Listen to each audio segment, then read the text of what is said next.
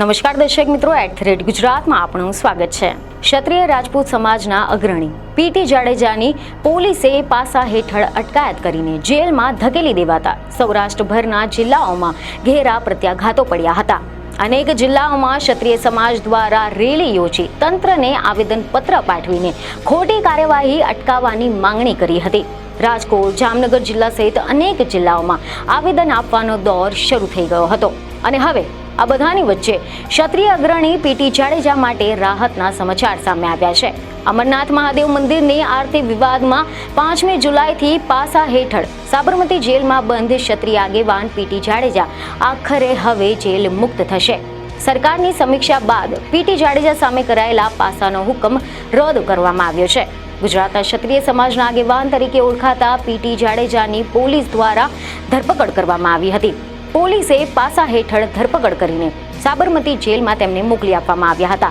સમાચાર એવા સામે આવ્યા કે અમરનાથ મહાદેવ મંદિરમાં મહાઆરતી વિવાદમાં આ કાર્યવાહી કરવામાં આવી હતી। મહાઆરતી ન કરવાની ધમકી આપ્યાની ફરિયાદ બાદ આ કાર્યવાહી કરાઈ હતી। જોકે પીટી જાડેજા સામે કાર્યવાહીને લઈને સૌરાષ્ટ્રભરમાં ઘેરા પ્રત્યાઘાત પડ્યા હતા। ક્ષત્રિય સમાજે કહ્યું હતું કે પીટી જાડેજા આંદોલન સમયે અગ્રેસર હતા। રાજકીય કિન્નાખોરી રાખીને આ કાર્યવાહી કરવામાં આવી છે। નાના કેસમાં પીટી જાડેજાની સામે આવી કાર્યવાહી કરાઈ છે। એટલું જ નહીં, પીટી જાડેજાની સામેની આ જે કાર્યવાહી છે તેને લઈને ક્ષત્રિય સમાજ આક્રમક મૂડમાં આવી ગયું હતું। પીટી જાડેજા સામેની કાર્યવાહીને ક્ષત્રિય આગેવાનોએ વખોડી કાઢી હતી। અનેક જિલ્લાઓમાં ક્ષત્રિય સમાજ દ્વારા રેલી યોજીને તંત્રને આવેદનપત્રો પાઠવીને ખોટી કાર્યવાહી અટકાવવાની માંગણી કરવામાં આવી હતી।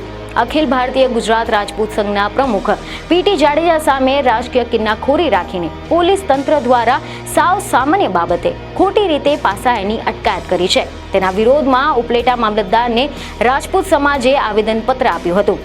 આ સિવાય ગોંડલ ક્ષત્રિય સમાજ દ્વારા પણ વિરોધ વ્યક્ત કરીને મામલતદારને આવેદનપત્ર પાઠવવામાં આવ્યું હતું। જામનગરમાં પણ ક્ષત્રિય સમાજના અગ્રણી પીટી જાડેજાની પાસા તળે અટકાયતના વિરોધમાં રાજપૂત સમાજના આગેવાનોએ રેલી યોજીને કલેક્ટરને આવેદનપત્ર આપ્યું હતું। આ ઉપરાંત અખિલ ગુજરાત રાજપૂત યુવા સંઘના આંતરરાષ્ટ્રીય અધ્યક્ષ પીટી જાડેજાને તાત્કાલિક જેલ મુક્ત કરવાની માંગણી સાથે ભરૂચ જિલ્લા કલેક્ટરને આવેદનપત્ર પાઠવવામાં આવ્યું હતું। તેમજ અનેક જિલ્લાઓમાંથી ક્ષત્રિય સમાજે આવેદનપત્ર આપીને સરકારની સામે બાયો ચઢાવી હતી। એટલું જ નહીં, અહેવાલ તો એવા પણ મળ્યા હતા કે ક્ષત્રિય સમાજે મુખ્યમંત્રી, ગૃહ રાજ્યમંત્રીને પણ રજૂઆત કરી હતી અને આખરે પીટી જાડેજાની સામે કરાયેલા આ પાસાના હુકમ રદ કરવામાં આવ્યો છે। સરકારની સમીક્ષા બાદ પાસાનો હુકમ રદ કરવામાં આવ્યો છે। મહત્વનું છે કે લોકસભાની ચૂંટણી દરમિયાન ભાજપના નેતા પુરુષોત્તમ રૂપાલાની સામે ક્ષત્રિય અસ્મિતા આંદોલનમાં સક્રિયપણે ભાગ લેનાર ક્ષત્રિય આગેવાનમાં પીટી જાડેજાનું નામ મોખરે રહ્યું હતું।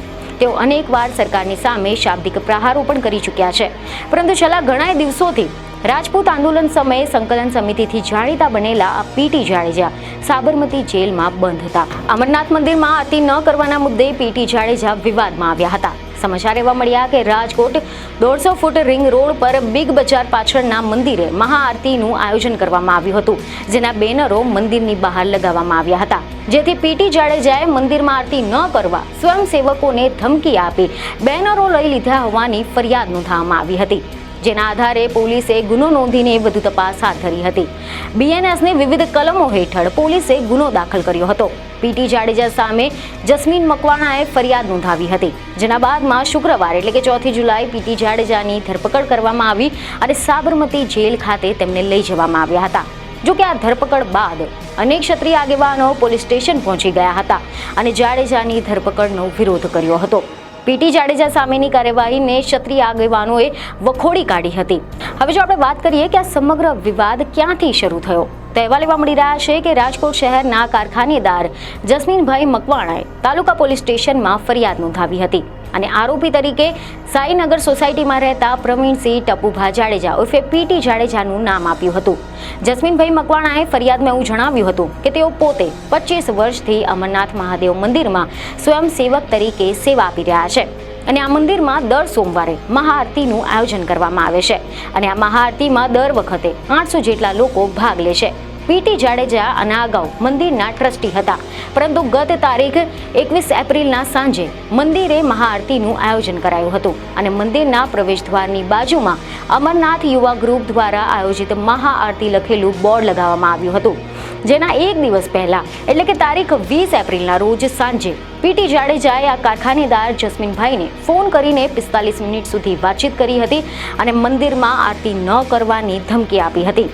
આ ફરિયાદ બાદ પીટી જાડેજાની સામે પોલીસે કાર્યવાહી હાથ ધરી હતી, જે અંતર્ગત શુક્રવારે એટલે કે 4 જુલાઈના રોજ પીટી જાડેજાની ધરપકડ કરી સાબરમતી જેલ ખાતે લઈ જવામાં આવ્યા હતા. જોકે ધરપકડ બાદ અનેક ક્ષત્રિય આગેવાનો પોલીસ સ્ટેશન પહોંચી ગયા હતા અને પીટી જાડેજાની ધરપકડનો વિરોધ પણ કર્યો હતો. એટલું જ નહીં, આ વિવાદમાં અલગ અલગ જિલ્લાઓમાંથી અલગ અલગ ગામોમાં ક્ષત્રિય સમાજના લોકોએ કલેક્ટર મારફતે મુખ્યમંત્રી અને ગૃહમંત્રીને આવેદનપત્ર આપીને પાસા હુકમને રિવોક કરવાની માંગ કરી હતી. એટલું જ નહીં, સરકારને ભરપાઈ ન થઈ શકે તેવા નુકસાન કરવાની પણ તેમને ચીમકી ઉચ્ચારી હતી. અને હવે આવામાં સમાજની આ માંગ બાદ સરકારે પાસાનો હુકમ રિવોક કર્યો છે. એટલે કે હવે આ કેસમાં પીટી જાડેજાને થોડીક રાહત મળી શકે તેમ કહી શકાય. તો આ મુદ્દે તમારું શું કહેવું છે? ક્ષત્રિય આગેવાનો દ્વારા જે આક્ષેપ કરવામાં આવ્યા છે તેમાં કેટલું તથ્ય છે તે અમને કોમેન્ટમાં જણાવો. બીજને ખબરો સાથે ફરી મળીશું. ધન્યવાદ.